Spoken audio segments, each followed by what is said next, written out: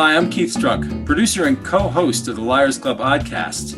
And as part of the Collingswood Book Festival, I'm here with Jon McGoran, the author of 10 novels for adults and young adults, including the award-winning YA science fiction thrillers Spliced, Splintered, and Spiked, and the acclaimed science thrillers Drift, Deadout, and Dust Up, as well as numerous short stories, many short stories. He's a freelance writer, developmental editor, writing coach, and co-host, along with myself and our pals, Mary Jones, Gregory Frost, and Kelly Simmons, of the Liars Club Oddcast, a podcast about writing and creativity.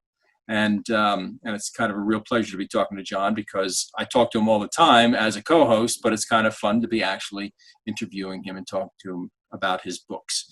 So let's just start right off the bat with Spiked. Your most recent one. It's the third in the trilogy that started with Spliced and Splintered. So can you tell us a little bit about the trilogy? Sure. Yeah. So my previous books, Drift and Deadout and Dust Up, were science thrillers about food technology and agriculture and about biotech. And while I was researching Dust Up, the third book in that trilogy, I read about biohackers, kind of amateur genetic engineers who kind of just the same way that people would build computers in their garages in the 70s and 80s, people are doing that with genetic engineering today, which is kind of terrifying, but also kind of fascinating. And I knew I wanted to write about them. So I had to say, kind of like, honey, where'd you put the gene splicer? Yeah, something like that. Exactly. He's in the garage behind the motor oil. So, and some of them are university professors or PhDs working in government labs who have kind of a side thing going on. And some of them are just people who don't really know what they're doing. They're just kind of throwing stuff together and seeing what happens. So I knew I wanted to write about this. And I had been thinking for a while I wanted to write a young adult novel or a series or trilogy.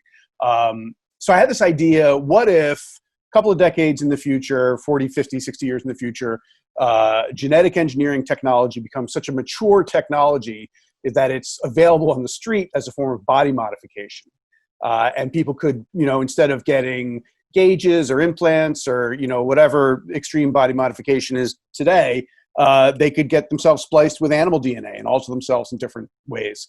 And I knew as soon as I had the idea that if the technology was available, there'd be people who would do it. And after a moment's thought, I realized the people who did it would primarily be young people, because that's who does that kind of thing. Right. So I had this idea, so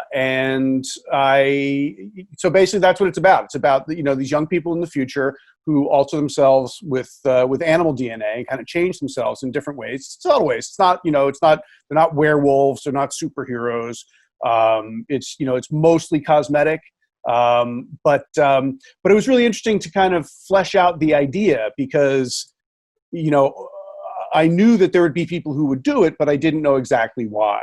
Right. And as I was thinking about, why people would do this, I was also fleshing out the world in which these books would take place.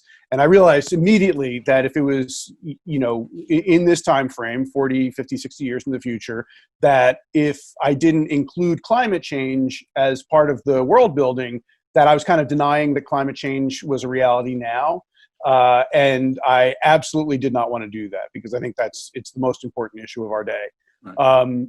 So, there's a lot of,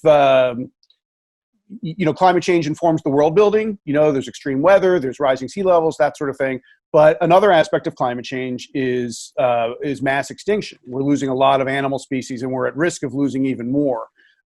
People think scientists are expecting to lose more species than we've lost anytime since, a meteor hit, 65 million years ago.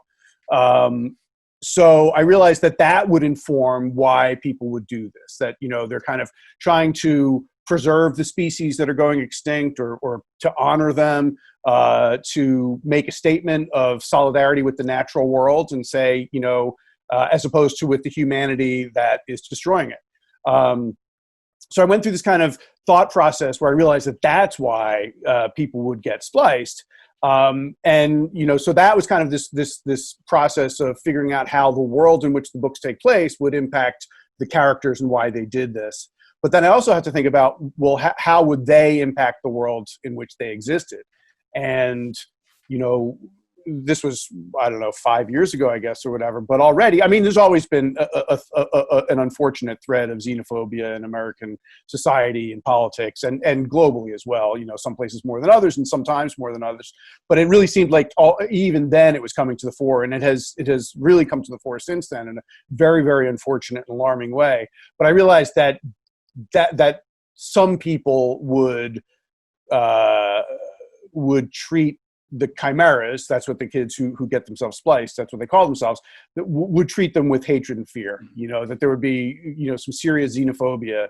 So kind of the premise of the book is that there are these kids who do it, and there's this backlash against them that takes the form, well, it takes several forms, but most notably, it takes the form of a law called the Genetic Heritage Act, which basically asserts that anyone whose DNA is not 100% human is no longer legally a person.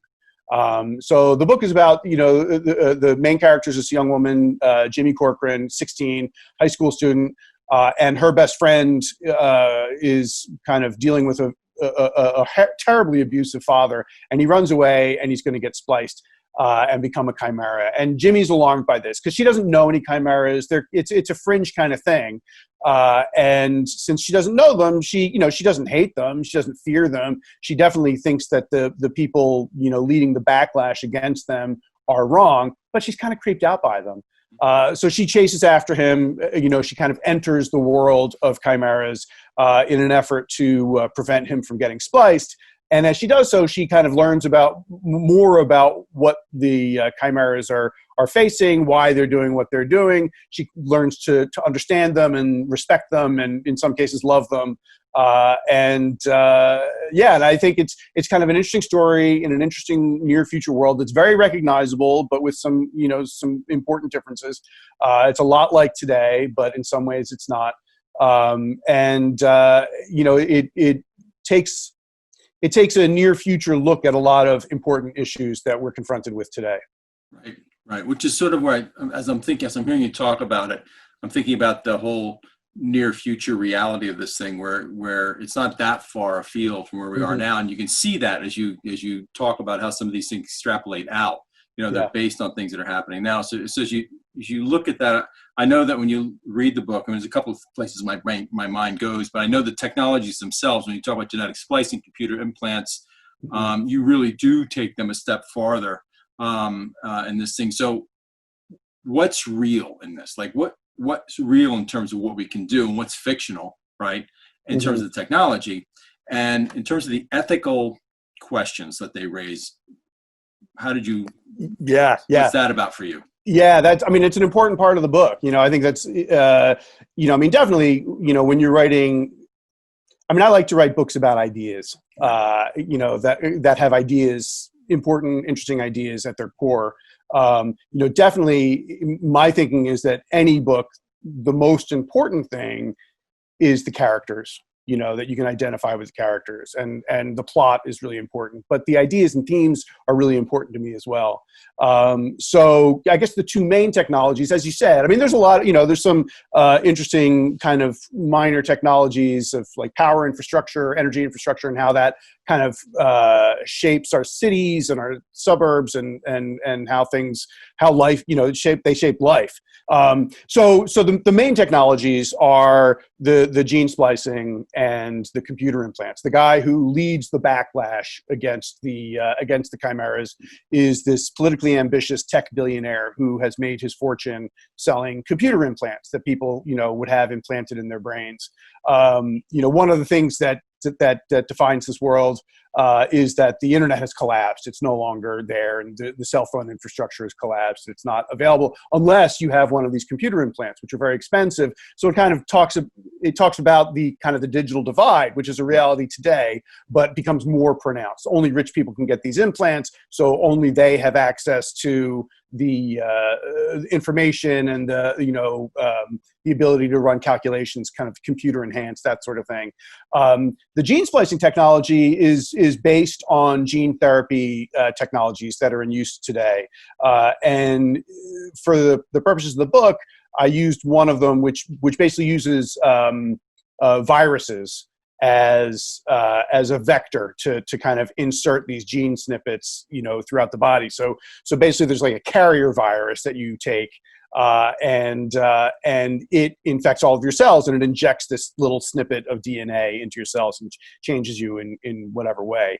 One of the things that's fascinating with that, you write these books and you're extrapolating the technology, but each year, like as you're writing it, or as the publisher has it in production, or even after it comes out, you hear these stories in the news that people are getting closer and closer and closer. And I think it was right after the book came out, there was a story about the scientists in China who had, genetically modified these infants, illegally, but he did it. I mean, so that technology is now available. That's it's illegal. It violates ethics, but it's there. Not in the way it is in the book, but with each incremental development, we get closer and closer to it. And that's one of the things. In a lot of ways, this book it deals with a lot of these issues as metaphor.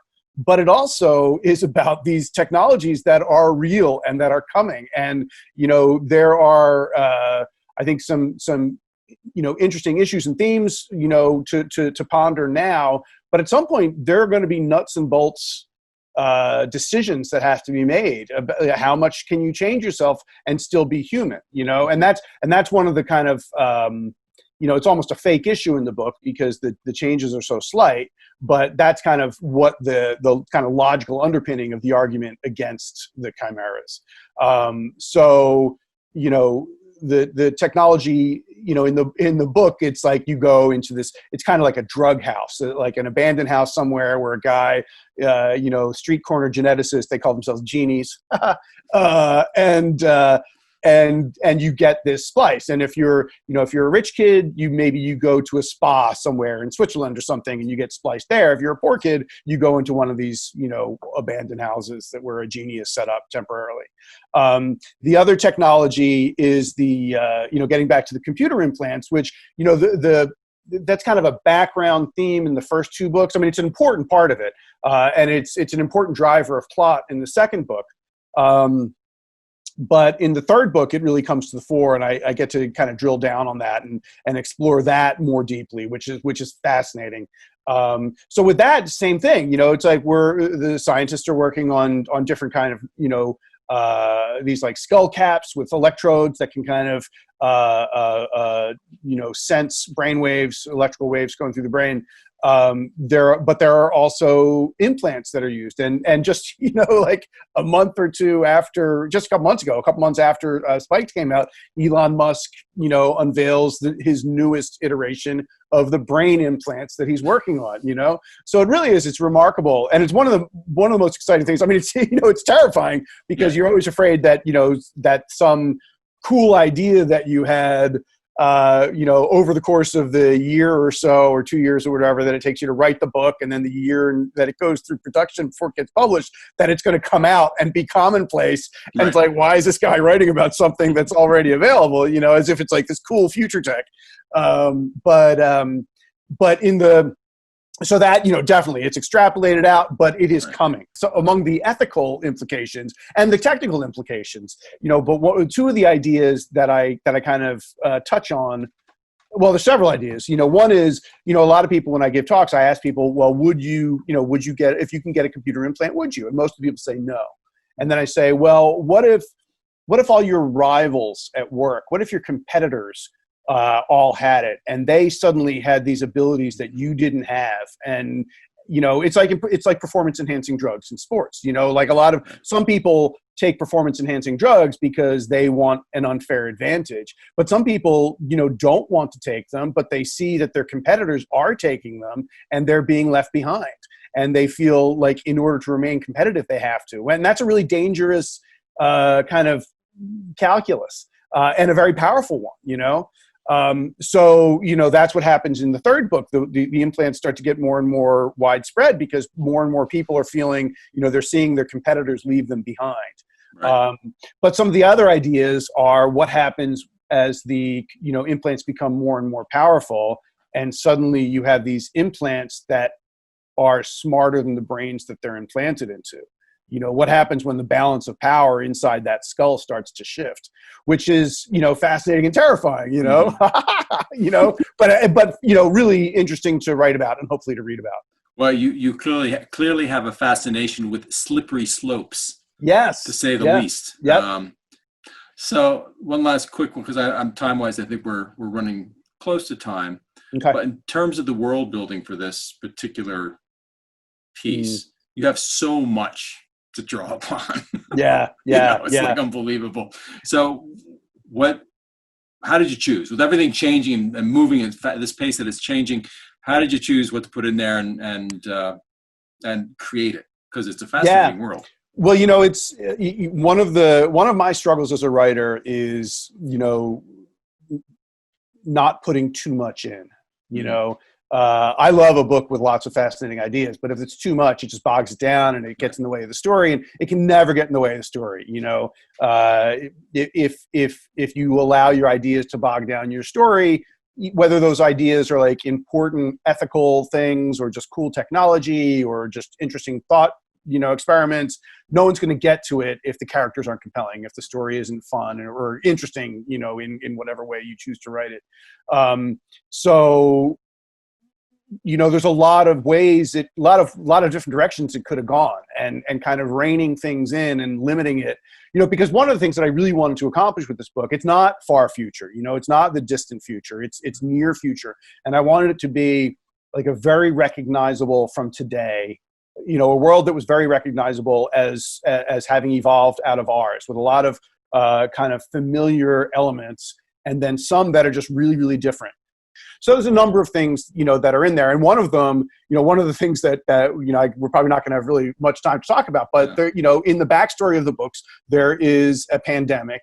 And then in the third book, you know, there is a pandemic actively, you know, that's part of the main plot. So it was really weird having spent all this time researching pandemics and then writing a pandemic that kind of tears through the city, and then watching that happen in real time, just like in the months leading up to the book's release. It was very, very weird. But so, you know, there's depopulation in the backstory of the book from a pandemic. There is energy scarcity because we're post-peak oil. And the way energy scarcity is kind of dealt with is by super efficient, usage. So, you know, the TVs, the lighting, anything that uses energy is super, super, super efficient. So efficient that the loss of energy through transmission infrastructure starts to become a real problem. You know, the amount of energy that is lost to heat or whatever, which, you know, today is negligible because there's so much energy being used and so much of it being used by the appliances or whatever. But if you have, you know, if the end use is super efficient, then that loss in transmission. So I kind of like, and all this, it's like, it's not, you know, it's not a big part of the book. It impacts the world of the book, right, but it's really just like a thought experiment for the author. So there's this like super expensive, super efficient energy distribution infrastructure. And the way it is built, it's just in the cities and just in the towns. So it's like the unincorporated areas between the cities and towns, or between, you could get your own, turbines or your own solar panels or whatever, and you could like homestead. But for the most part, the sprawl that stretches between the towns and cities is abandoned. And a lot of people, you know, kind of go out and homestead, and they squat in these abandoned houses, and they kind of reclaim it on their own. And it was a really interesting, component of the world building. I had a huge, and I spent like way too much time thinking about it and researching it, you know, but I really wanted to get it in there, and I did. It was too much fun. It was exactly. Spiked is out there and ready to be picked up. I imagine the other two are there as well. Spliced and Splintered are out in paperback already. And Spike just came out in May, so it'll be, I guess, next May. Nice. May it'll be out in paperback. And I want to thank you for your awesome work as always, and your work on the podcast. And I want to shout out the podcast. Yes. So, you know, Keith and I co-host the podcast. as we said, with Mary and Greg and Kelly. It's the Liars Club Oddcast. It's a podcast about writing and creativity. We have a lot of great authors on. A lot of times we're talking about writing and their process and their lives and stuff. But I think it's a great listen for writers and for readers. So check it out. It's available wherever podcasts are found. To be found. Yeah. And we're up to episode. We're well into coming up to our 200th episode. 200th episode. Very soon. It's crazy, right? So, right. Yeah. And thanks to the Collingswood Book Festival for having us. Well, hopefully next year we'll be there in person. All right. Thanks all. Be safe and read well. Take care. Thanks, everybody.